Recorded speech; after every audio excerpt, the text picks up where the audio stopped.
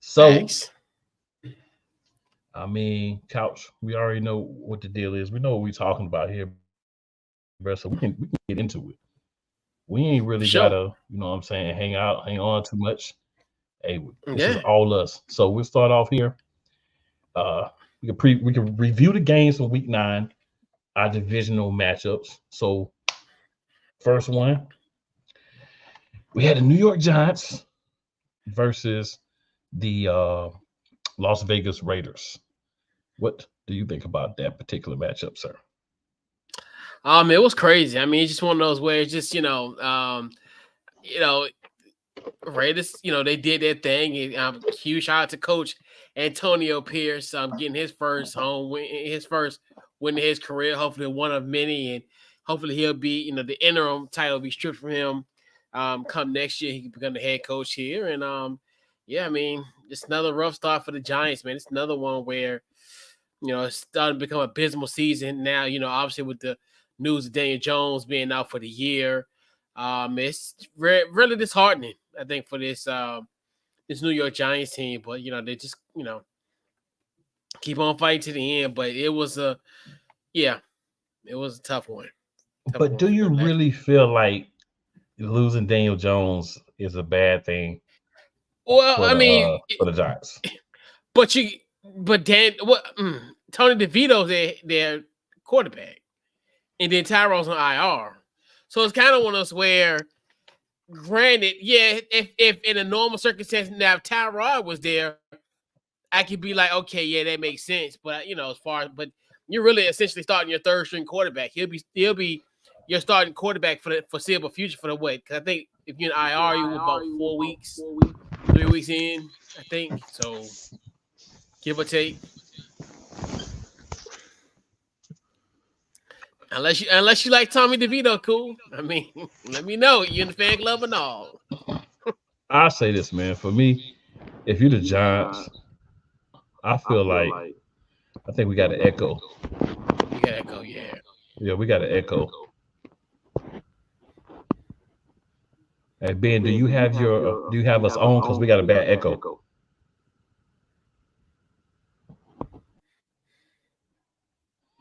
Okay.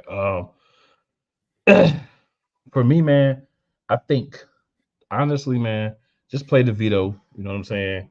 Yep. It'll end up how it end up. Uh, get you a good draft pick and try to invest into your future. You know what I'm saying? I don't feel like.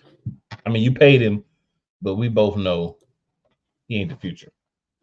That was 1 year, and they picked the wrong. He picked the right year for him financially to have a solid season, but um, Yep. he's not the future there. Yep. So just go ahead, Oh let yeah, for let sure. uh let DeVito get a little experience, and keep it moving, bro. We all had years where it's like it is what it is. I mean, I Yeah, think the that's what it problem is. is in our division sometimes teams don't want to just let the bottom come out. You know what I'm saying? Don't be Yeah. 7-9, be 4-13. Like just you know what I'm saying? Just really be bad Yeah. Yeah. for 1 year.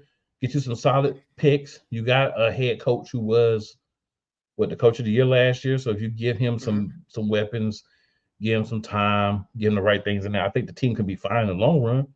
Let's let Yeah. DeVito get him a little experience, and I mean, ride Yeah. with it. I would Yeah. tell you one And thing that's though. yeah. If I ever see Antonio Pierce in the streets, I think I'm switching on the sidewalk, bro. Antonio Pierce looks like he will knock you out. Oh, for sure. Yeah. He's on. If on site was a person, is him. Yes, sir. Yes, Oh sir. yeah. Oh yeah. But I The Raiders mean, played. Oh, oh, go ahead, coach. yeah. You like you said to your point with the situation with the Giants. I mean, they got a quarterback in your backyard, cool, by the name of Drake May. So I mean, he may fall into their laps if I think they currently at fourth place, fourth pick overall. So hey, If that happened, that would be interesting. I will say that it that would will be be. interesting. I would be shocked if they let him if he falls to them. I think they're going to at least win one more game. Hmm.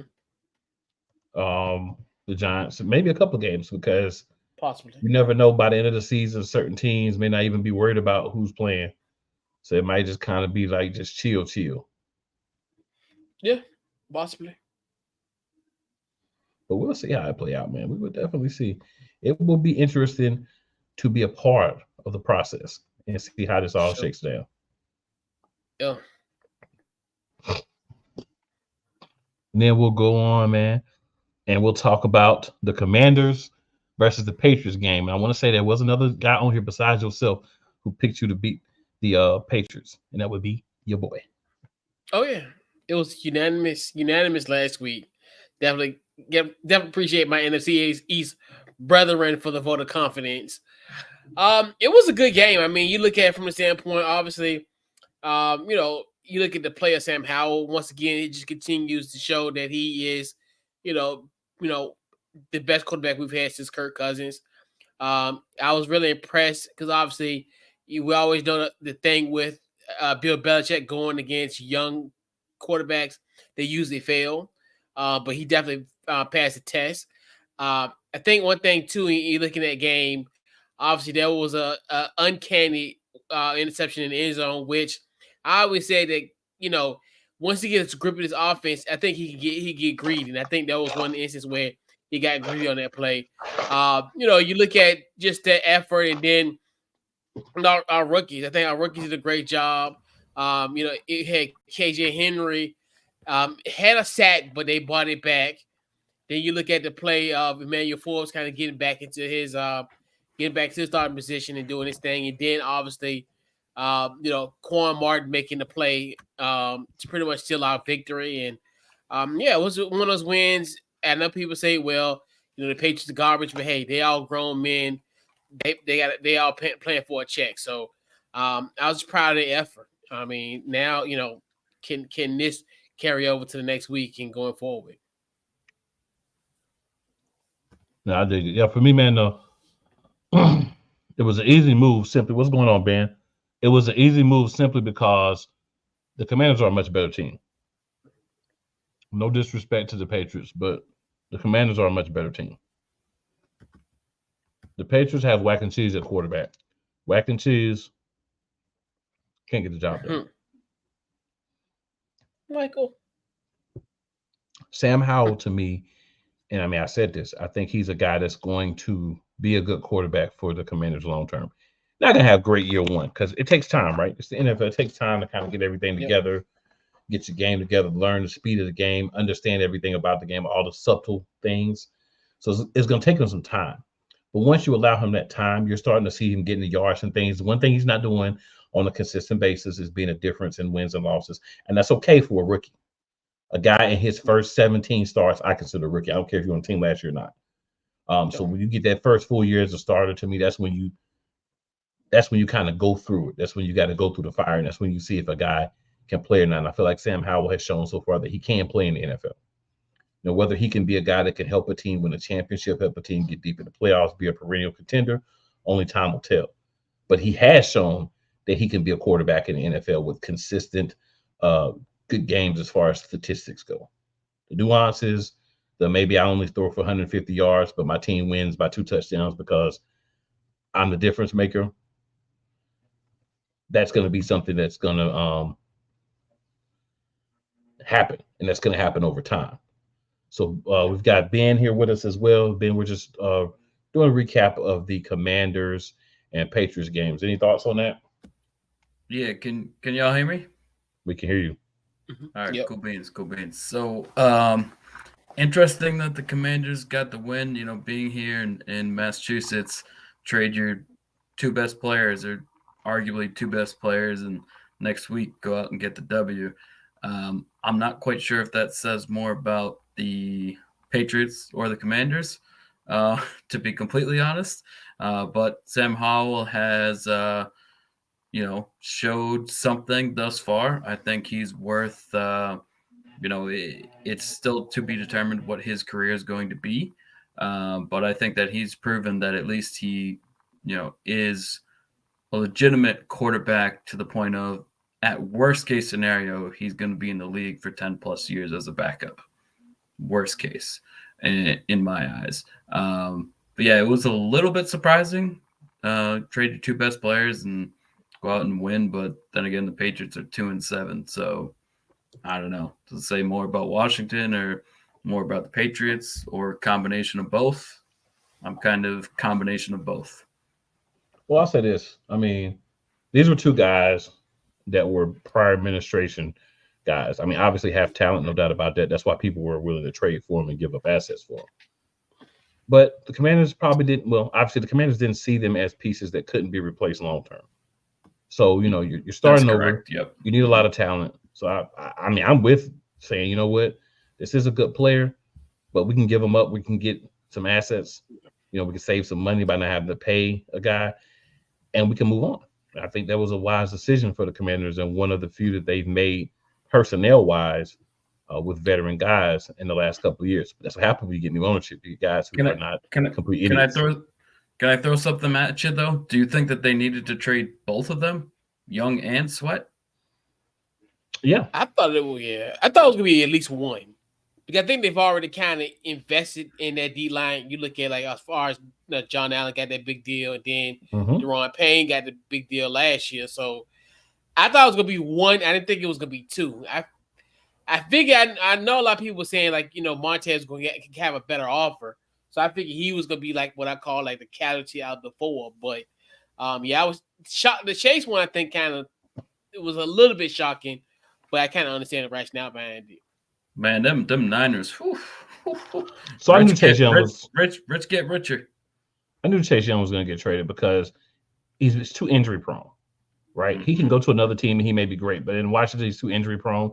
So you want to go in and get an asset for a guy who hasn't been there to really help your team the last couple of years, and not because he's not a good player, but because he can't stay healthy.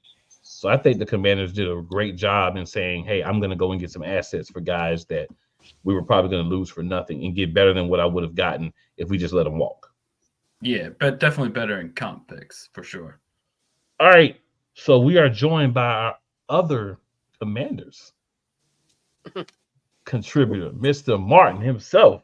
Martin, what's going on, guys? Not much, but you have great timing. We're discussing the Commanders Patriots game for last week, man. So your thoughts, sir?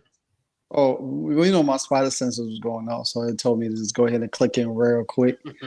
Spider sense, huh? I got you. I like the way the team performed overall last week against the Patriots, even though the Patriots is not who we think they are at this moment in time. But for us to trade Chase and Montez away, I wanted to see what the defense looked like.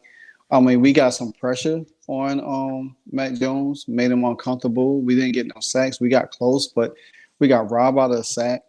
I like that how Sam Howell and Eric Bieniemy is growing together with each other now. They're getting more. The offense is way more fluent. Even though Curtis Samuels didn't play, but you saw other guys stepped up and everything. Jahan finally started coming to life. The running game is being balanced within the passing game. B-Rob and Antonio Gibson did a great job in the passing game. We ran the ball pretty well. All in all, I really, besides that roughing the passer penalty and everything, I mean, I like what the team was able to do. I think we could have still be able to put more points on the board. I think at times we do get a little stagnant. We get too comfortable when we score and then just don't go back to what we normally do in the beginning of the game. So, I mean, overall, even though the Patriots had some injuries on their side, but I mean, you gotta beat the teams to get wins if you just want to continue to be, to grow as a team. So I like the way they did. I think overall the defense played pretty solid. Manuel Forrest finally had a game that he is not getting beat for 155 yards on. So that's just my take on it.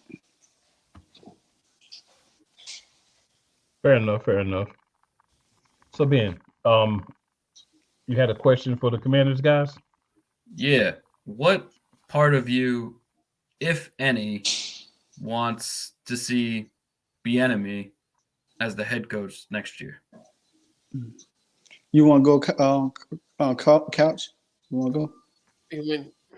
Oh yeah, I can go. I mean, a part of me do. I think. I mean, from a realistic. I mean, I put it this way. I would like that, but I know more than likely that's not going to happen. Unfortunately, just the reality of it, because obviously I think with this dude ownership, I think they're going to get rid of everybody. They're going to clean house. They might get rid of me and Martin. Honestly, it's at a point where that could potentially happen. But I think in a perfect world, I think if I would like him to have the opportunity, because I think my biggest thing is maybe they let Ron Rivera go. Probably before I buy, and then give him maybe like 4 weeks to kind of see what he can do. That's kind of what I'm thinking. Like Rivera, I mean, he's done it. I think he's done an okay / good job with Washington, but time has run its course, in my opinion. Yeah, I think if they get rid of him and then he's to get an interim role, but yeah, bad part. What do you think, Martin? I got to go back to that comment Couch made and said about they getting rid of me and him. Then that case, I'm going to join Tom Brady and take some kind of ownership with the LA Aces. So, hey, I'll be good with that. Overall, I don't know, because I've been on the fence with this a lot, and because they want to win, they still want to win and try to make the playoffs. I could see it happening. Now, there's been a question that has been brought up to me too. The same question that Ben just asked. What do I do? Make the playoff or tank for the draft? I mean, they want to win, so I do want to see the team make the playoff. Some people say, well, hey, I don't want to make the playoff. Or I want my team to win. At the end of the day, I want them to win. I know it doesn't look pretty at this moment, regardless of everything that's just happened. I've been wanting my team to win since 1995. That hasn't happened.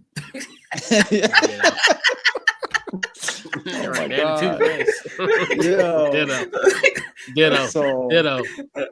Oh man, but great point though.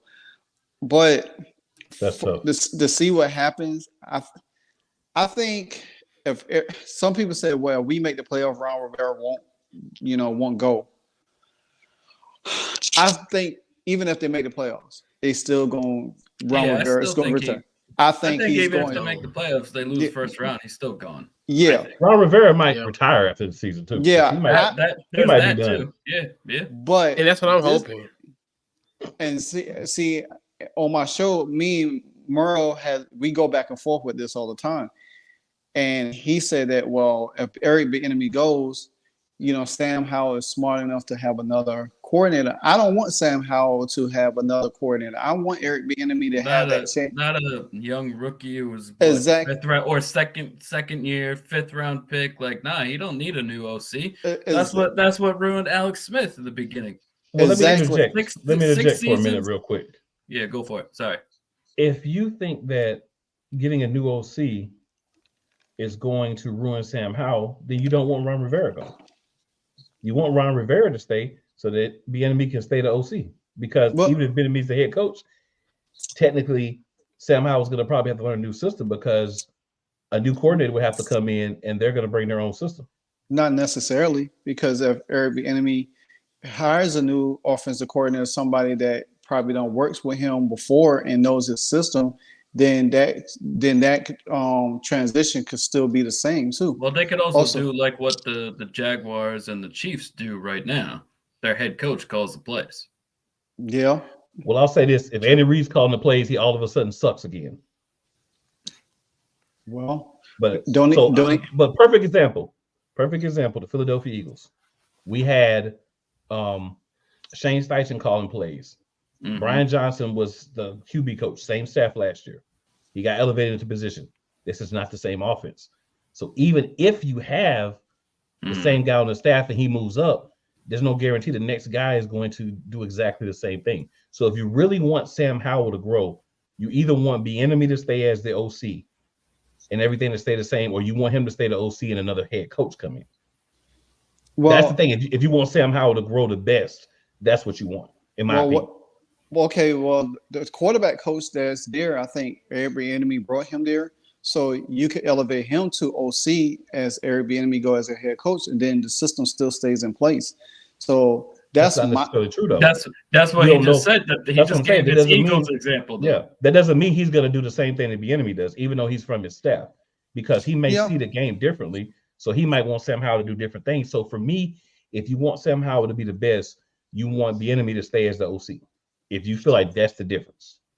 Yeah, I mean, I guess, you know, I just don't want him to lose what Leave. to leave and Sam Yeah. takes a step back. That's what worries me the most because Sam, I think we have our quarterback. I think we have our quarterback. We build that offensive line. We protect them. You see what Sam Howell could do. Right now, Sam Howell is second in the league in passing yards. He's right behind Tua. He ain't that far off.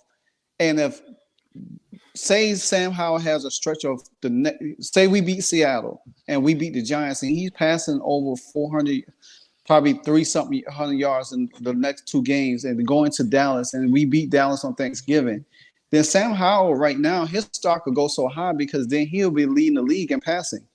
So there's something for ownership to look at and say, well, hey, he is growing with this guy. We shouldn't mess with this guy right now if he continues to grow with him.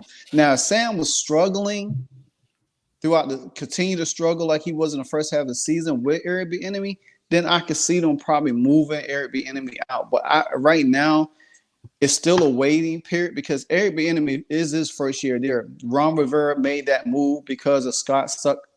I can't call plays Turner. You know what I'm saying? So, Couch, quick question for you. What do you think?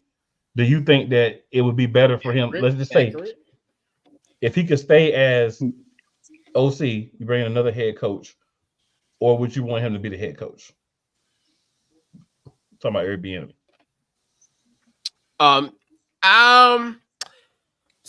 So this is and I want to like kind of dig myself, but I always say when it builds a team, don't be dumb.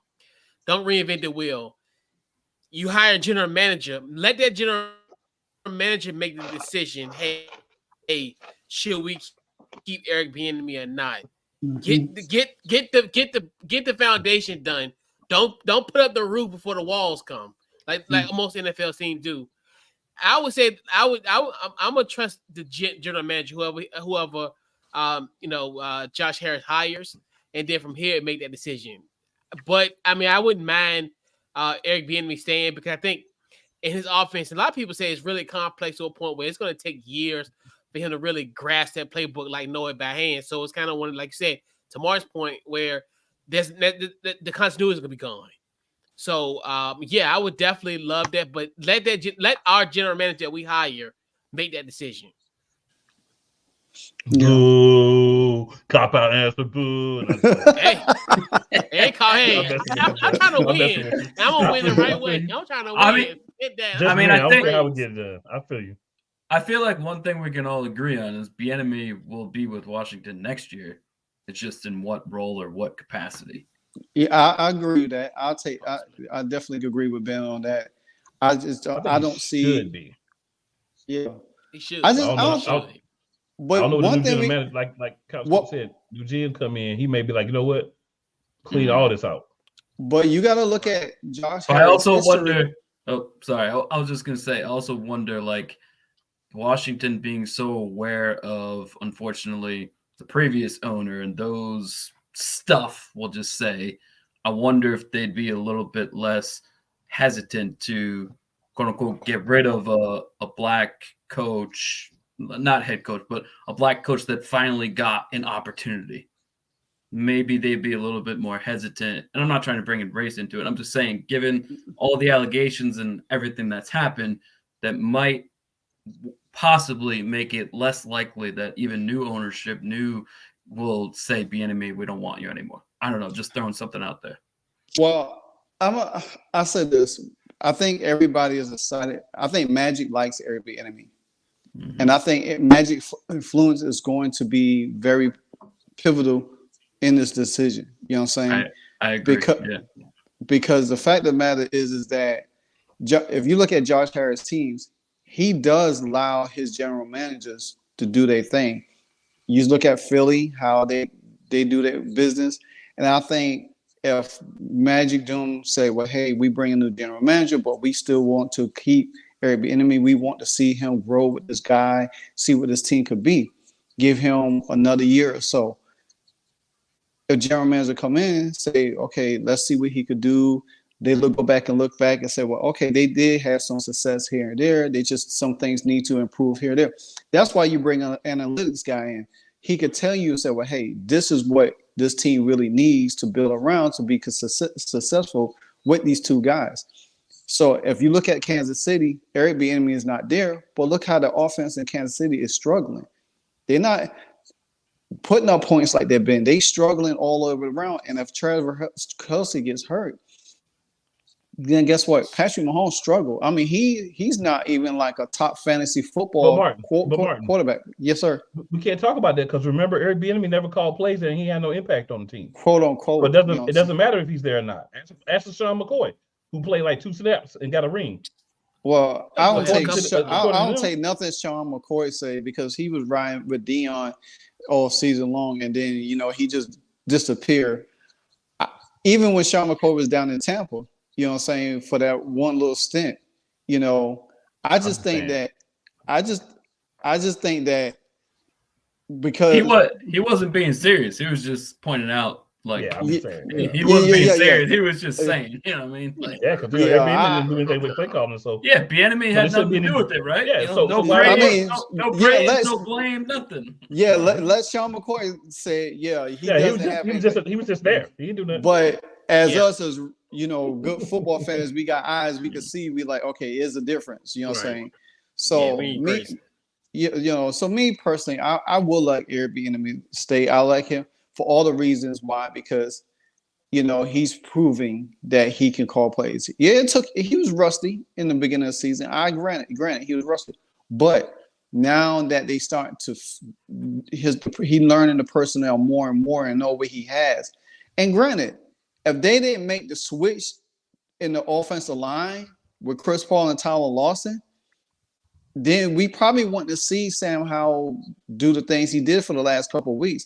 The offensive line change really helped the offense a little bit more so than normal. So that was a good thing to help out Sam Howell for not being sacked as much as he has in the first part of the season too. All right. So we are going to move on. We're going to use one of Martin's statements as a segue. Okay. So Martin stated earlier, first of all, what's up, Scrub Zero? So Martin stated earlier that, and I paraphrase here. This may not be word for word, but I'm paraphrasing. He talked about being stagnant on offense, talked about drives just kind of going nowhere and you just being out there to be out there.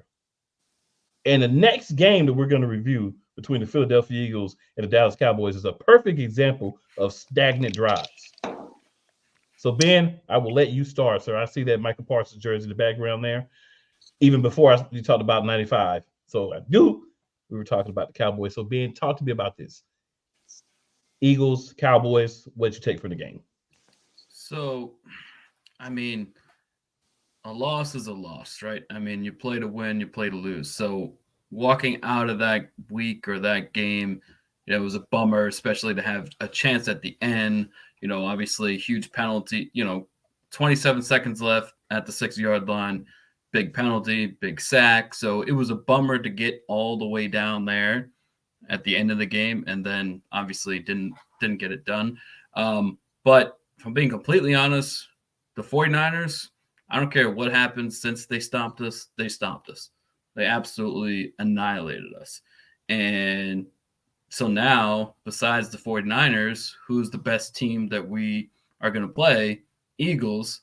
So the measuring stick game. And yeah, we lost, but we were right there. And Dak played well. He really did. I mean, his foot was this much out of bounds that didn't get the 2-point conversion. I think that could have been anybody, to be honest. That could have been even Lamar, was the most athletic quarterback. Like, that could have happened to anybody, in my opinion. Maybe I'm wrong on that, but I think anybody could have been this close to that 2-point conversion. Dak played really well. No turnovers on the road. You can say that was a bad sack at the end, but you can also say he had absolutely no chance. 2 guys in his face, like, immediately.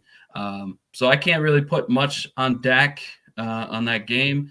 And to be honest, as a fan, walked away slightly more confident than see. But also being completely honest, I don't care what the Niners have done since. There's a mental block there. If we have to face them in January, I would bet $0.00 that we were going to win that game. There's an absolute mental block with the Niners and the Cowboys. So, in my opinion, if we go far in the playoffs, which clearly isn't going to happen, hasn't happened since '95, but if we were going to, we would absolutely have to avoid the 49ers. All right, so we got a couple of comments here. We got BS3 with a "What's up, fellas?" He also says disappointing loss by the Cowboys.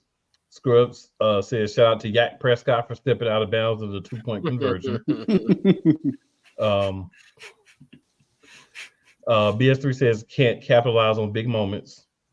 I agree. Dak might have had his best game, and laugh at Scrub Zero. So from the Eagles, man, another game that was disappointing. Another game where we didn't play up to our potential. Honestly, it borders in a lot of places for me for a trash game. Very disappointed in the fact that we don't even run the ball enough to where guys know, where A.J. Brown knows how to cut through and clear things out and not knock his own guy out and make him fumble the ball. That shows how little they actually work on running the ball, which translates to why we never run the ball. Which is disappointing. Which, by the way, also doesn't make any sense. DeAndre Swift was like top 3 in the league rushing yards for like 5 or 6 weeks. Until the Eagles realized, oh, wait a minute, we're running the ball. What are we doing? That's how we win. So a lot of disappointment on just play calling for the Eagles. This has been a constant since the preseason. Another big concern defensively is actually making plays. Like, we'll be in the game, but we went a fourth quarter without scoring, not even a field goal, right? If we're playing most teams, and even it could have been this Dallas team, you cannot win games where you're playing that way. So I have a laundry list. We don't even have time because we're not going to spend 20 minutes on us like we did with Couch Coach and Martin on the Commanders. But there's a laundry list over 20 minutes. You know what? That I can give you of things that are wrong with the Eagles. But there is one thing I will say, and I'll end with this simple statement. We are 8-1 going into the bye. Hopefully some of this stuff gets cleaned up because I feel like we are accidentally falling into wins. So if we can really clear things up, I think this team can be very dangerous. In Kansas City, Cincinnati, Baltimore, I'm talking to you. I want to interject something real quick. Since you said that, I think that since you said Cincinnati, I think that's another team. That's my Super Bowl pick anyway, Cincinnati. And I just think that they are, to me, probably going to be the most dangerous team in the AFC because the fact of the matter is that Joe Burrow is healthy. And I think we'll see in the next couple of weeks, especially on Thursday Night Football when they play the Ravens. Ravens, right? Yeah. Yeah. So, but I don't know. I mean, I watched the Dallas and the Eagles game. I honestly, I mean, I don't know. I want to eat. We had a chance to beat the Eagles twice. Yep. Everybody had a chance to beat the Eagles. Y'all should have blown out. Sorry, I'm going back like a month, but y'all should maybe further than a month. Y'all definitely should have won for 2 in Philly. Yeah. At the end of the game, in my opinion, you go for 2, you go for the win. Either you win or you lose. I don't know. I say this all the time. If you're gonna beat it, if the Eagles are the team of the NFC right now, regardless of what the 49ers do, they've been on a roller coaster. I think the Eagles are the team to beat over there. And regardless of it's Dallas, Detroit, 49ers, Commanders, Winnie the Pooh, Tigger 2, whoever it is that's playing them. Your I think. Oh man, shit. I use Oh, that. I use this is the second time this week I use that Winnie the Pooh math analogy. You have to play 4 quarters. It's you can't take. And I think Dallas had it right there in their hand. Now that pirouette spin that Dak did, and everybody was making a mean of it, of everything from him. I mean, that if he got in the end zone, that could have changed the game pretty much. If he got it, And I'm not here, even as a Cowboys fan, I know about 98, and that might be putting it lightly, 98% Cowboys fans you can't talk to. They're delusional. They're irrational. Can't talk to them. my brother-in-law. I'm not placing any blame on the refs necessarily because the penalty yards were about the same. Not Ferguson, the other tight end who got tackled before his knee was down short. Okay, fine, that's a penalty. Okay, missed call. It is what it is. We had a chance at the end. So penalties and the refs, not an excuse to me. I mean, we got down there to the 6 based upon penalties on the Eagles that were all, to be fair, legitimate penalties. Dumb penalties. penalty on her the Reddit. Eagles. The penalty on the Reddit was not a penalty. There's no way that was a penalty. There is no possible way you could convince me that was a penalty. But I don't cry about it, even if we lose. But that wasn't a penalty. But it is what it is. You just don't touch it. I mean, ultimately, it was a good game. I think that from both sides, things to walk away from that you're annoyed about and pissed off about, and things you're okay with on both sides. Dallas is their schedule at the end is hard. They got to get through these next 5, in my opinion, if they have any chance to win the NFC East, which I would say is less than 5% chance, but not impossible. But if they have any chance, they got to go 5-0 the next 5 weeks.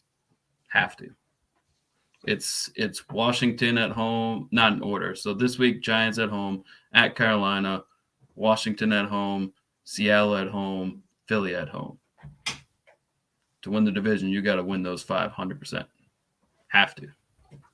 It's tough 5. Eagles got a tough schedule coming up too, but then it's easy at the end. Ours is the opposite. We end with at Buffalo, at Miami, Lions at home, at Washington. That's our last 4. Washington could still be good. They can't have lost their heart. Giants have lost their heart by then. We played them twice the last 2 weeks with the Cardinals in the middle. We should go 3-0. Exactly. The end is your gauntlet is now. Yeah. Our gauntlet is the last 4 weeks. Basically, we got Chiefs. That Cardinals loss might come back to bite us. We're the only team they beat. So that's tough. I mean, that if we lose the division by 1 game, everybody can point to that game. Absolutely. So, guys, we're going to move on to NFC's QB questions heading into the second half of the season. So we'll start with the Eagles and Jalen Hurts, but we have questions for every quarterback. All right. So will Jalen Hurts return to MVP form? Is the first question. Each quarterback has 2 questions. So, Couch Coach, we'll start with you and we'll just swing around. I'll go last. Will he return to MVP form in your opinion? Yes, no. You can expand if you want to. You can just say yes or no, however you want to answer the question, sir. I'm gonna say no because I think he got that lingering that leg injury. Something's going on, and people, So yeah, I say no.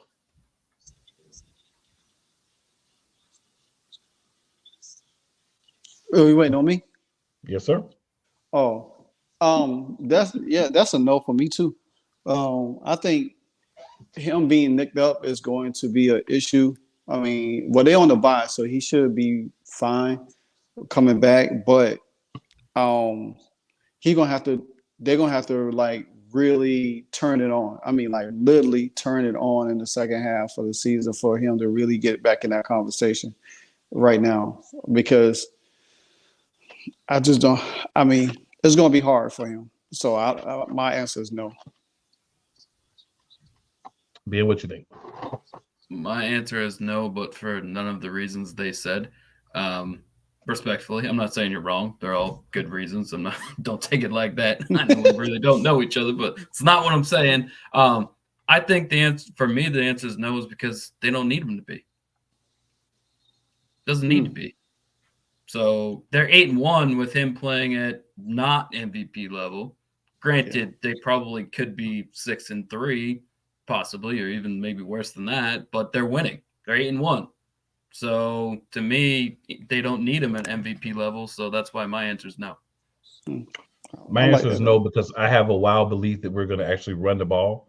So it's going to be this crazy thing called less attempts for him, less passes, less opportunities, because we're going to actually run the ball. I don't know if that's just me being a fan and having blind belief, but I have faith that at some point the light's going to go off and we're going to say, oh, if we just run the ball 20 times, 25 times, with our top back, maybe 20 times.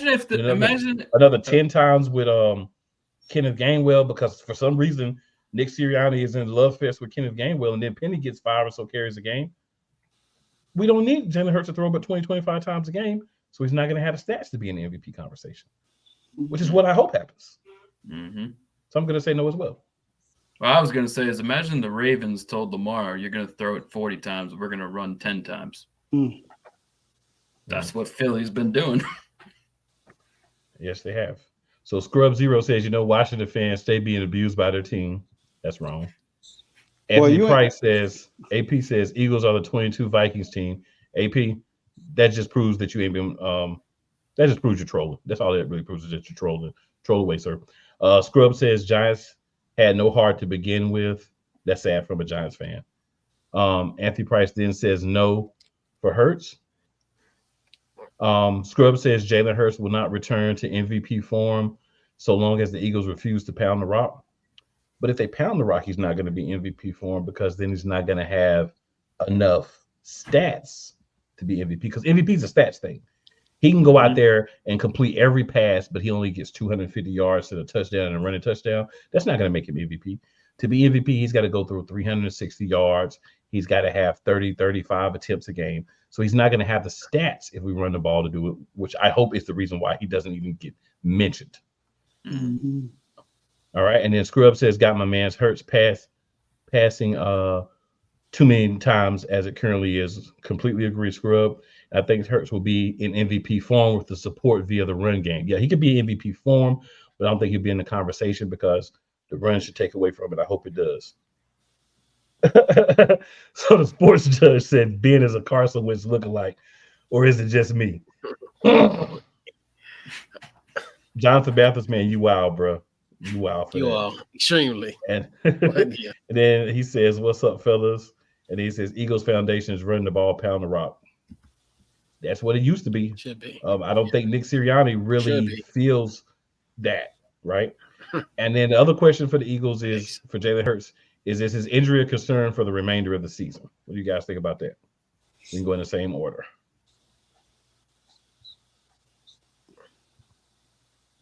Yes.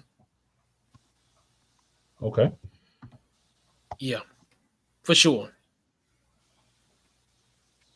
I mean, maybe. I mean, if they don't utilize him running the ball as much, and you rely on the running backs and Swift to run the ball to take some of the load off of him, then no, it won't linger. I mean, so that's be my answer. I think no. I don't think it would, if they be smart about it.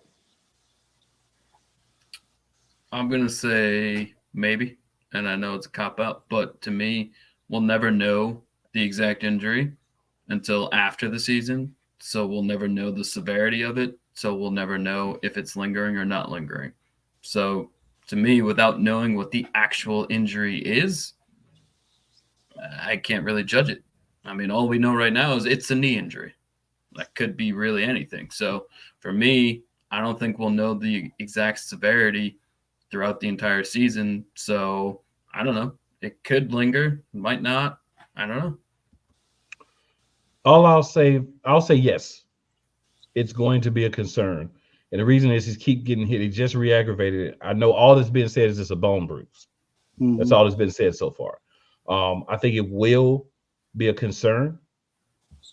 because I mean, this is the NFL, right? It's some dirty teams. Some guys could be targeting that now that they know that that's an issue. It happens. Mhm. So I think it could be a concern for the Mhm. remainder of the season. It's something we should be paying attention to. The pocket needs to be cleaner for him. But I Yeah. think Steen played really well this past week, and that was a position of concern because our starter there got injured, so Steen had to go in and kind of play that position finally, because before we were putting Suopeta there, who the right guard is not his natural position. But then we went and we made the correction finally. I've been asking before for a while to put Tyler Steen in because he was drafted to play that position. So if I draft you to play a position, you should be playing that position. But it's crazy how things were happening. But I think we're in a better place now as far as everything kind of going down. And I think having Tyler Steen get some snaps at their right guard is something that's very beneficial to the team.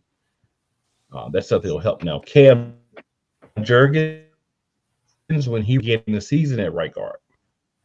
So I think this staff seems to, for most rookie players and young players, not want to play them early. I don't like that because I think if you're the best talent, I don't care how long you've been playing, or if you're a guy that we think is going to be the future, play them now and let them get through the tough times when you've got all stars all around them. You've got the best players that you could have all around them. That's when you need to do it. So we'll see how it rolls, but that would be my thought process on it. Scrub says, I hope the injury isn't a concern, but we'll really see coming off the bye. AP says Hurts taking more hits this year. He definitely is. Talking it real 1000 says, I don't want it to. Yeah, if they don't start running it more, it just may be, which is true. You think that the tuck rule is making it worse on his knees? It may be. It may be. Not really sure. I think, honestly, I think the tush push might have something to do with it too, because you're using a lot of torque and force to explode low in the pocket, and you already have damage to your leg. So I think that may have. Sorry. That may have something to do with it. But go ahead. I was just going to say, if that is the case, and they are either running that tush push less or less effectively, that could become a different concern because right now it's unguardable. Literally, it's guaranteed first. It's like what is the conversion rate? Like 98% when you guys do it. 97. They got one and didn't convert the other week. So 97. So it's like, to me, if the knee either not prevents them, because I think they'll still do it, but if they don't do it as often because of the knee, that could have an impact, possibly. So, I mean, that is pretty much an unguardable play, to be honest. What you would want to do is not have design runs and just run a tush push, and you'll be fine. The design runs are the concern for me, and what needs to stop. All right, so we'll move on to the Giants, guys. Can the Giants keep a QB healthy is the first question. What are you guys' thoughts on that? We'll go reverse this time. Ben, we'll start with you. No.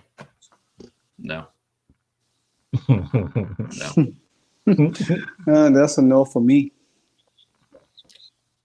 Tommy DeVito, absolutely no. I'll make that 4 for 4. I'll say no as well. AP says Washington's the only team that stopped it. Yeah, they didn't really stop it. It was a bad thing, but they can take credit for it. That's fine. The only time it didn't work all year was the fumble, right? Yeah, that's the only time it didn't work. Yeah, so and they can take credit for that. It was basically 100% success ratio. Yeah, they can take credit for that. That's fine. I mean, we haven't played them anymore this year, so I ain't worried about that. I mean, they can have that. That makes them feel good. If we make the playoffs, you probably have to see us. Probably not, because if you make the playoffs, you would be no better than 6. You'd be no better than 6. Yeah, I have a bad week probably. Hey, I'm just gotta interrupt this. Jaden Daniels is putting on a clinic tonight. I'm just sorry. He just had an 85-yard rush, and he Are you watching them for the Giants for next year? No, I don't want them to go. I don't want him to go there. You scouting them for the Giants, man? I want him to go all the way to New England. I don't ever want New England to be good in life. I want New and, England to be the worst team in the NFL from now on forever. Cheaters. And he just had a we 50-yard run, 51-yard run just now. So I'm sorry. Go ahead. All right, and I then think either Detroit. That's one of Detroit probably. Yeah. So Scrub says H no. Talking to Real says no. AP says, can I say H no on live? And then Cool, my God, I hate you. Laugh out loud. Oh, Anthony. That is such a nice thing to say to an Eagles fan. Thank you. Scrub says Livewire, a low-key Giants fan. I guess you want me to take my mask off to show you. Not the Scooby-Doo. He about to go Scooby-Doo on him. No, right? Ruby Roo. All right, so the second question for the Giants, what should be their future plans at quarterback?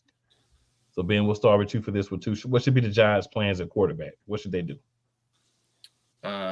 Move off of Daniel Jones' contract ASAP, which isn't next year. It's the next year after that, as far as money goes. So, Daniel Jones led him to the playoffs last year, I guess you could say. But he had 15 touchdown passes in 16 games. I don't care how dominant your running game is. 15 touchdowns in 16 games. They got to do something else. It ain't him, to be honest. To me, it's not him. But at the same time, they already proved they don't want to pay Saquon. And frankly, the dude can't stay healthy. So I don't think they made a mistake necessarily not giving him a long-term deal because he's had one healthy season and now I think 6 seasons. So you could be looking at a Giants team in 2 years, no Saquon, no Daniel Jones. Ooh. It wouldn't be a shock. They already showed they didn't want to pay Saquon, and Saquon, like I said, I think 6 years in now has healthy 1 season. You can't. Yeah, that's pretty. I don't know. That's pretty accurate right there, because they could not have neither one of them next year. No, next year they'll definitely have Jones because it cost them too much money. But the following year they can cut him with very little cap hit. Next year Jones will be on the roster. Yeah, they need a draft a quarterback They just need to draft a quarterback. It's too many. Depends on what quarterbacks come out of this draft. They need to draft one and then develop them one more year behind whoever is going to be the starter, and then let Brian Dable take over and mold him into how he got Josh Allen over there in Buffalo and roll with it. I mean, because the Giants, they need a lot of talent on that team. I mean, let's be honest, bigger than the quarterback play. Like, can they actually get an offensive line for the first time since like 2010? Good Lord. Like, their offensive line has been bottom 10 for like over 10 years. So arguably that's a little bit more important than the quarterback. What do you think, Kyle Stokes? Yeah, I think like we talked about it a little bit earlier, cool in the show. I think it's going to be if they stay at 4. I think there's a potential there, or maybe climb to 3, where I think there's a potential for them to get Drake May. I think that's the operative plan. I mean, it would be poetic justice that the Duke quarterback is going to have to hold a clipboard for the starter, North Carolina quarterback. So, So yeah, I definitely think, like you said, there'll be a year that Daniel Jones will pretty much be the mentor or whoever's their quarterback. So I think Daniel Jones probably will be might start next year at some point. I don't know if he's gonna start week 1, but I can see him, and then they essentially hand the mantle off to another to their quarterback they draft in 2024. All right, so I'm gonna go through the comments here. So AP says, I think Drake may go into the Giants. Talking Real says, get rid of them all. Scrub says, anyone who isn't named Danny, hold the L. Jones. Seriously, though, we need to draft a QB. Giants overpaid for a role player at QB. And then AP says, fire sale the whole offense and rebuild. Scrub says, Saquon can't stay healthy because the QB isn't good enough and the O-line hasn't been functional outside of last season. And then AP says, can we say Debo on the hot seat? Scrub says, if the Giants get Drake May, I'm done with this team. May looks like Sam Darnold, and he's another basketball school guy. Shaking my head. Sam Howell's the basketball. Sam Howell's one. So, hey, he's the same Clough. I give a little pushback on Scrub on the Saquon though. I'm gonna agree with AP. Fire sale the whole offense and rebuild. I think anybody on offense can go. If your contract is movable or cuttable, you need to be gone because you can bring in minimum salary guys to do what these guys are doing right now. Yeah, so I agree with AP. Cut them and rebuild it. Maybe there's a few people you keep, but for the most part, a lot of those guys, when your contract is up, don't holler at us. We'll holler at you, and we won't holler at you. Drake May, I mean, I think with quarterbacks, there's one thing we have to realize. We look at their talent in college, but I always say this. With quarterbacks, it's the system. If you bring Drake May in and you put him in a system that doesn't utilize his talents, he's going to suck. Yeah. If you put him in a system, no matter how bad you think he is or how much you think he needs to improve, I'll Sam Howell. You put him in a system that maximizes what he does well. Yeah. While you help him develop the other skills, he's going to be fine. Same thing with Michael Penix Jr. if he comes out. Same thing with a Caleb Williams if he comes out. Same thing with Bo Nix if he comes out, right? If these guys decide that they're not going to tuck tail and use another year eligibility and actually come and play in the NFL, then they all have deficiencies and they all have upside. If you learn how to use their upside properly, they'll be fine. If you don't, they won't be good. So I guess Scrub feels like basically Drake May isn't a guy for the way he wants his team to play. And he may be right. But it doesn't mean Drake May won't be a good quarterback. It just means he doesn't feel like he'll be a good quarterback for the Giants. All right, so we'll move on to the Cowboys. Is Dak the long-term answer at QB for Dallas? So I'll start this one so that Ben can go last for his team. To me, it's a yes and a no question. I think the question is this: is Dallas ready to say we have a good team, but it's not a great team? We're going to go ahead and rebuild. We're going to go ahead and bottom out, get the picks, get the players, and come back in a year or two. If that's the case, then he's not the long-term future for Dallas. If Dallas feels like we add a piece here or there, maybe we get another wide receiver, maybe we get another complimentary back that can play and take a lot of the snaps at running back to get that running game going, and we'll hold court for the next couple of years, then I think Dak is the quarterback for the future for the Cowboys. It all depends on where the Cowboys want to go. They're in a position where they can kind of go either way. So they can make the decision that we're going to stay the course, try to add a running back, maybe add another piece or two through the draft, see what we can find in free agency. Cowboys will do a lot in free agency, but they will make a move here and there. Or they say, you know what? Let's bottom it out. Let's see what we got with Trey Lance, and let's rebuild. So it all depends on which way you're going to go for me. Coach, what do you think? I think he's not. But the thing about it is the quarterback, their quarterback that's going to help them take it to the promised land isn't on this team. Like I said, I don't think Trey Lance is that guy. But I mean, I may be wrong.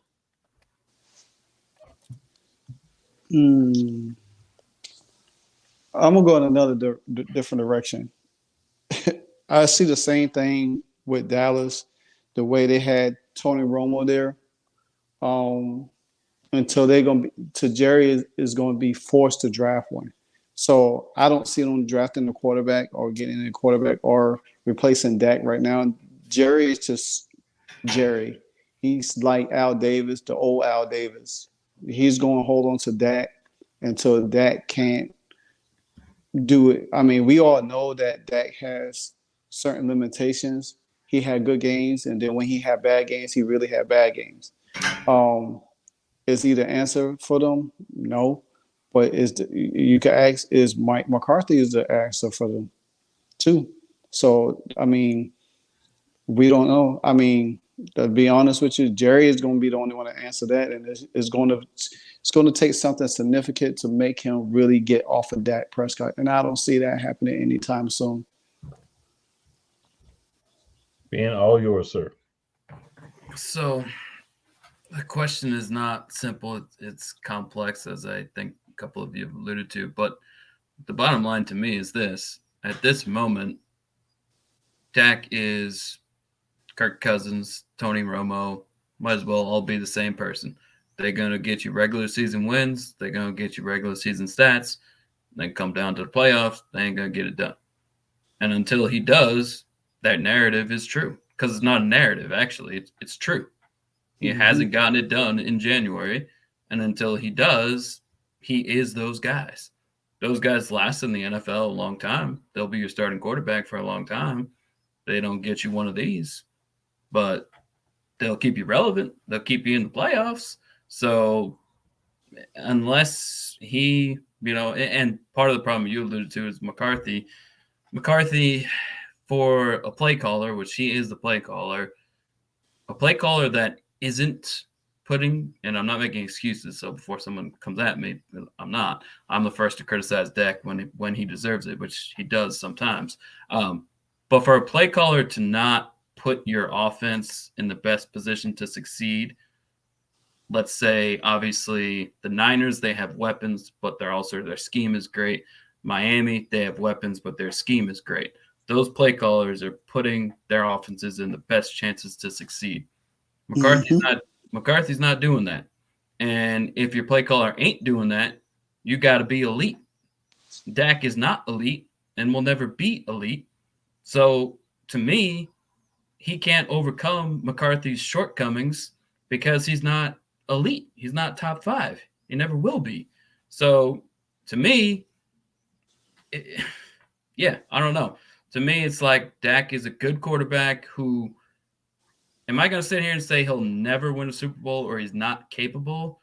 I don't think that would be fair because I think at his best, he's a top 8 to 12, somewhere in the 8 to 12. At his best, I think he's in the top 10 at his absolute best. You can win a Super Bowl with that. You don't need a top 5 quarterback. So is it possible he does? Sure. But to me, at this point, it's more likely he has the Tony Romo, Kirk Cousins career. So that's where I'm at. All right. And then to the Commanders. Oh, sorry. What do the Cowboys need to see from Dak for the remainder of this season?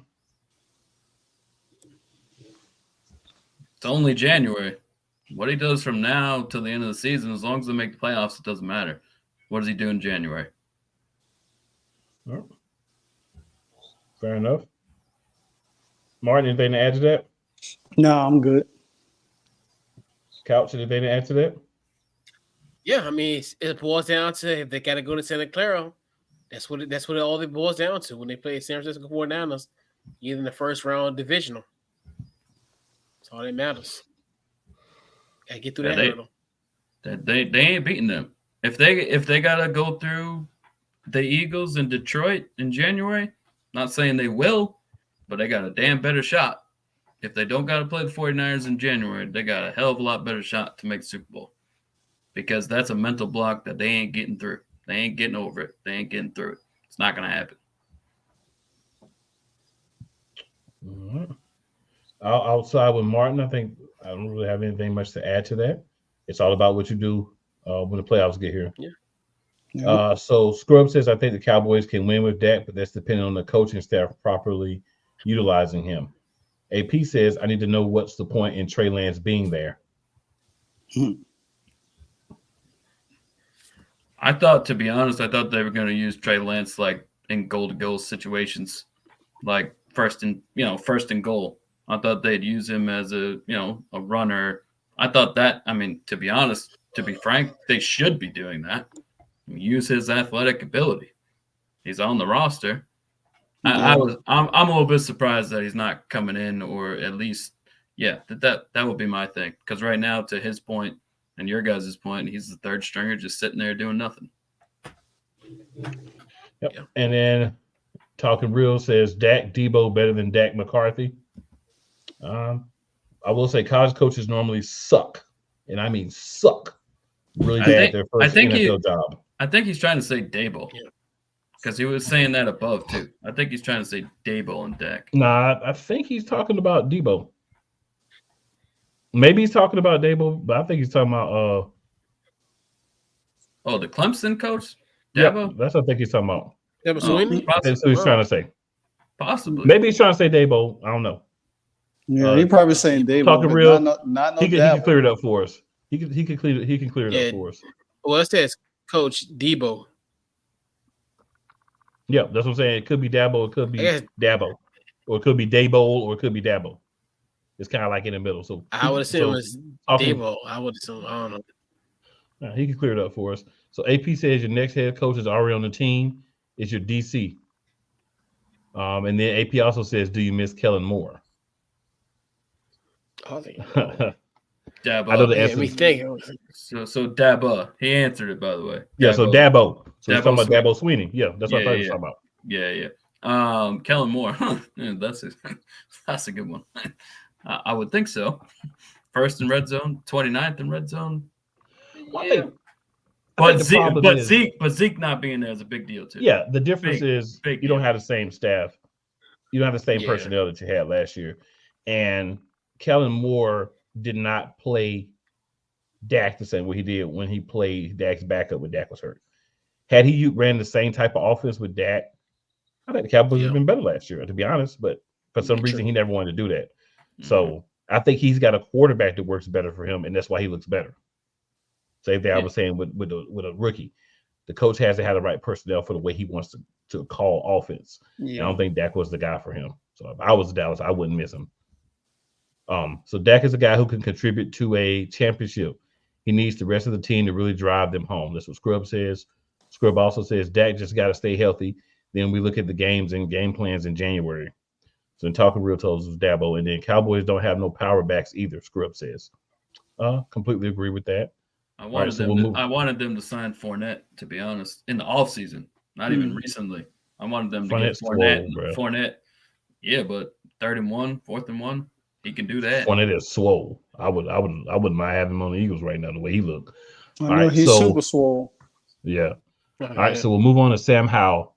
So will Sam Howell develop into the Commanders' QB of the future? Couch Coach, we'll start with you.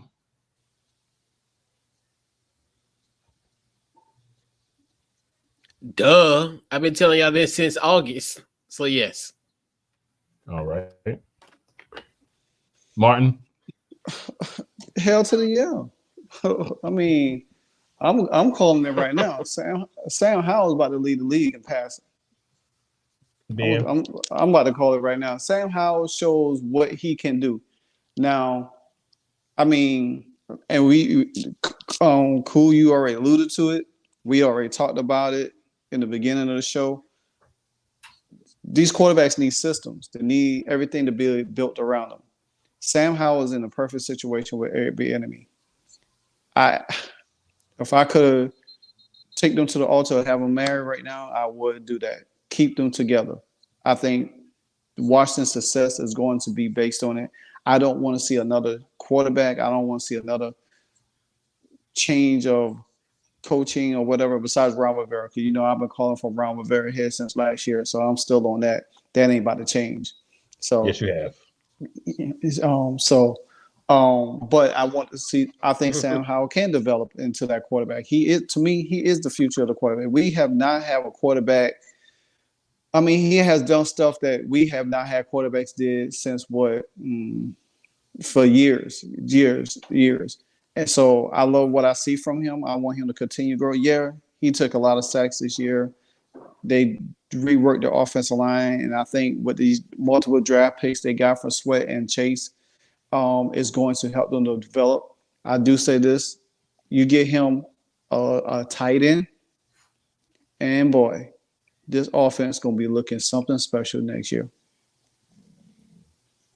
Ben? My answer is yes. Yeah, I'm going to go yes as well. A couple of comments. AP says Sam Howell is the future. It's our line that's killing him. Scrub says, I'm still not sold on Howell, but I give him credit for playing better as the season has progressed. Talking Real says Sam has an upside as long as they don't ruin him with OC changes. Definitely agree with all those comments. All right. And then the other question is, what do you see as his biggest areas of improvement for the remainder of the season for Sam Howell? Um, I'll take. I mean, go ahead, Couch. You can go ahead because you at the top. Okay. Yeah. I think it's just getting the ball out quicker. And then also too, I think a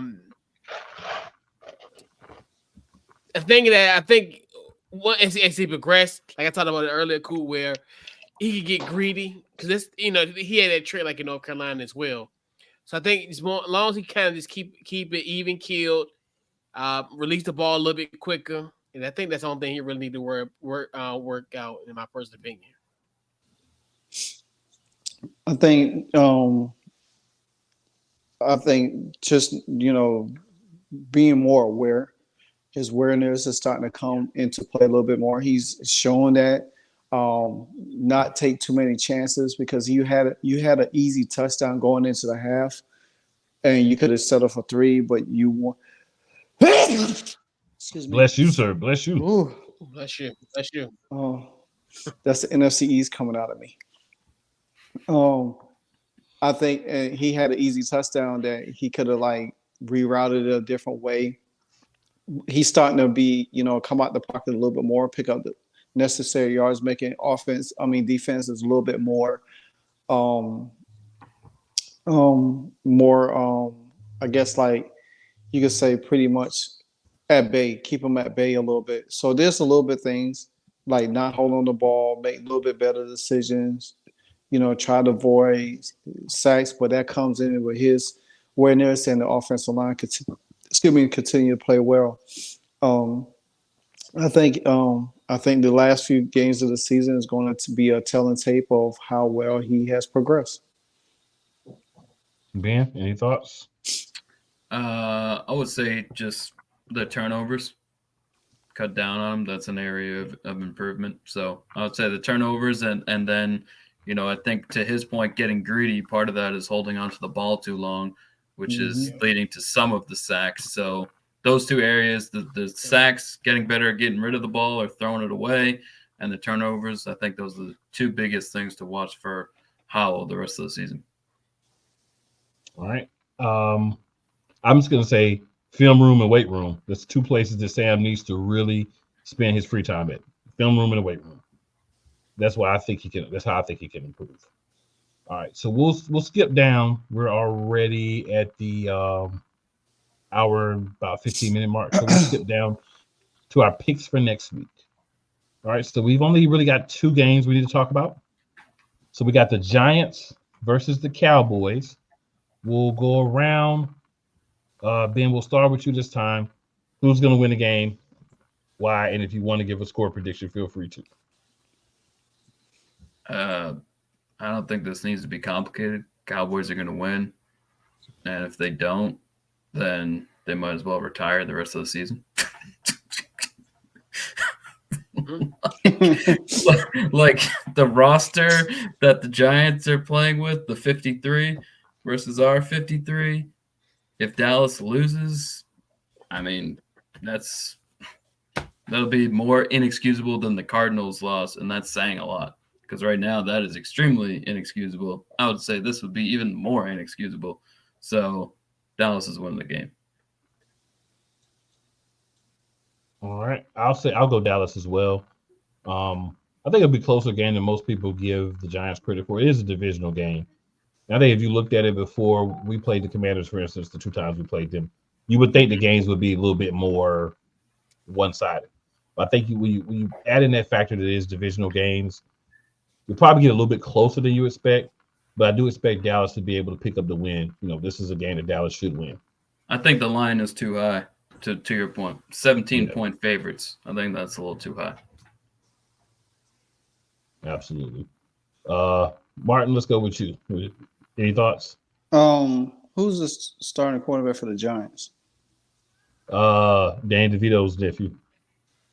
Danny DeVito.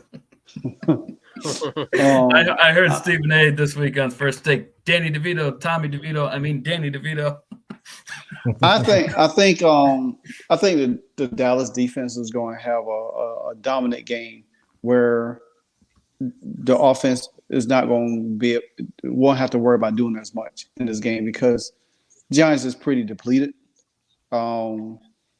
And one thing that Dan Quinn does, he blitz a lot, and especially if you got a unproven quarterback back there, then he's going to unleash the hounds, if you may say, and that'll help Dak out where he could just coast through the game. You know what I'm saying? So with this game, if the defense eats the way I think they're gonna eat against them, now yeah, Wink Martindale might send some blitzes here or there, but that's not gonna hold up for long because they're not gonna be able to score points because Dallas defense is going to continue to attack them and make them get in 3-and-out or force them to turn the ball over. And it's going to give a short field to Dallas offense. So I won't be surprised if this game becomes a blowout just because of that. All right. Anything to add, Couch? Yeah, and for my bet, man, I take that plus 14. Like even though it is a classic NFC East battle, but like, Tommy DeVito, TD is the quarterback, and we talk about Terrell Davis, or Tommy DeVito. That's all you need to say. Real Wise TV says Dallas is going to whip them worse than the first game. Scrub says Danny, sorry, Tommy DeVito. That boy only got one chance, and that's for the Giants to get an opening drive touchdown. Can it happen? Possibly. Will it happen? I think not. Yeah, AP says Cowboys win over 15. Washington win over 3. And the Scrub says, sad thing is this is the kind of game that the Giants have found ways to win when they should lose. Scrub says Cowboys by 14 plus.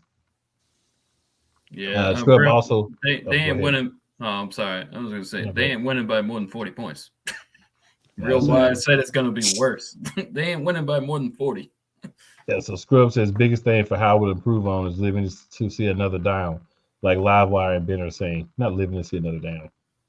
Random comment: USC versus my Oregon has 16 NFL scouts from 13 teams there. Okay, that's interesting. I mean, Bo Nix is there, so that makes sense. Caleb Williams is there, so that makes sense. So I mean, that makes sense. I'm surprised there's only 13 with 16. The 13 teams should be a few more. If you ask me. But the other game that we have this week, we have the Washington Commanders versus the Seattle Seahawks. I will start, then Ben will go, and then I'll let our Commanders fans finish things up. I'm going to go with the Commanders. I think the Commanders are the more complete team. You've got the receiver for a second time in his career punching Geno Smith in the face because he's not getting the ball. You got stuff like that going on between your star receiver and your quarterback. You're not winning games. That means there's toxicity in the locker room. There's drama behind the scenes, that type of stuff. You got that type of stuff, man, you're not going to win games. So in my opinion, I felt like even if things were equal, I still would pick the Commanders. But when you add that drama in as well, I'm definitely picking the Commanders to win this game. Seattle, y'all got to figure out a way to get it together, but you're not going to be able to do it this week because it's still going to be on Geno Smith's mind every time my man running wide open. Like, that's that sucker who punched me in my face. Piss on him. I'm throwing the ball somewhere else. Dan, what are your thoughts? I'm going Seattle just partially because of their embarrassment last weekend, getting absolutely roasted by the Ravens. Seattle's at home, so I'm gonna say Seattle gets the dub. All right, I'm gonna let y'all pick who go first. Couch, you go ahead. Okay. All right, I definitely think that the Washington Commanders will win this football game by steady offensive game plan, obviously keeping Sam Howell with his equal opportunity offense, coupled with I think our run game is going to be essential, especially if you look at like situation with the Ravens last week.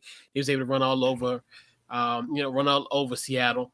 And I think defensively, I think if we can keep Geno in the pocket and create some turnovers, we'll be right at 500, right at the time that you need to be at 500. And let's go to Detroit in July. I mean, in third week in January. Let's go. I'm picking my Commanders, but a little tad bit note here is that we are undefeated. We have a winning record in November. We are 7-1 in the last 2 years in November. The Commanders are 7-1 all time in Seattle. With that being said, I think this team has proven the last few weeks how to win games, how to put points, how to be more of a complete team. Yeah, I'm not. A lot of people keep asking me about the chasing the Montana State. I really don't care. I just, like I said, this team played better. This team had played better when they was out last few years. So, and they showed that they played better. They played good last week. Yeah, we might don't get the sacks, but the quarterback pressure, we didn't have guys running up the middle on us. You know, we gave up one big play last week, and that was it. But everything else got shut down. And I do believe this team is going to come into Seattle. The game is going to be close, but we're going to win the game. Kenneth Walker has not did well in the last few games as he started off the season, and we don't give up a lot on a running game. So they're going to have to either – and I'm not worried about Geno Smith running out of the pocket because he's not that fast. You know what I'm saying? So my thing is Washington will win the game. It's going to be in the 20s, but Washington will win. I'll give it a 3-point win for them. All right, guys, we got a couple. Oh, go ahead, Martin. And they'll be 8-1 in November. All right. So we got a couple of more comments here, and I'll just have everybody go around, let everybody know where they can find you, and we'll be done for the evening. All right, so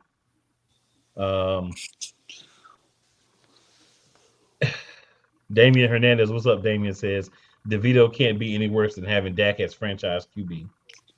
AP says I don't want DK to turn into an AJ Brown and hurt us. AP, we're not going to do that. AJ Brown hasn't done anything but be the second best receiver in the NFL this year. So if you don't want DK to turn into the second best receiver in the NFL, that's crazy. I don't know why you wouldn't want that for DK. AJ Brown's never hit anybody in the face. Just want to make sure we're clear on that. The AJ Brown slander is blasphemy. I will allow it though, because we are the Eagles and nobody likes us, so we don't care. But at least be accurate to blasphemy. That's all I'm asking. All right. Scrub says I'll take the Seahawks, but I wouldn't put money on it. Scrub says let's go Big Gino, and he says the Eagles win the bye week by default. I like Scrub. I like that. All right. So Tony the Savant says, "What's good, fellas? Great show. Appreciate that, Tony." And then Damien says Washington defense looks a little bit sketchy without Sweat and Chase since last weekend. Didn't look that sketchy to me, man. I don't know what team you looking at. Didn't look that sketchy to me. I think people soapbox moment real quick, and then we get up out here. For me, sometimes what people need to realize, you have all these great players, but other guys kind of take a back seat because this guy's here. Once that guy is gone or those guys are gone, other guys feel more comfortable stepping in, being more aggressive, making plays, and being participators and not watching the game. Because you can have times where guys are on the field watching because you have these great players, and when they're gone, guys understand we got to step up. Exactly. And then AP says, so you didn't have a Giants fan here, must have been scared. The Giants fan is in the comments commenting and not on the show. And that's Scrub. So you're supposed to be here and you're commenting in the comments. That's okay. So he's being on the show through the comments. But maybe we'll get Scrub on next week. We'll see. But Ben, we'll start with you, man. Appreciate you hopping in with us today, man. Love to have you anytime you're free. Let everybody know where they can find you. Yeah, appreciate you guys. Had a great time talking football, and my Twitter handle, still calling it Twitter. I don't care about X. Exactly. Calling it Twitter. The Twitter handle's right there at Ben DTS Podcast. We have Death, Taxes, and Sports Podcast. Started about a year and a half ago. 110 episodes, I think. 110 will be on Tuesday, this coming Tuesday. So you can find us there, and appreciate you guys, and yeah. All right, Martin, let's go with you next, sir. Well, you can find Mr. Live me. Wire. You can find me everywhere. You can find me here on the NFC Beast on Saturday nights when the Miami Hurricanes is not playing nightly games. So you can find me on Twitter, X, You can find me on YouTube. You can find me on TikTok. You can find me on Instagram. You can find me on Spotify podcast also. And you can find me on Saturday mornings doing college football showdown. Um, I'm just everywhere. So therefore, I'm not hard to find. Just look me up, Livewire Sports Media. Coach. All right.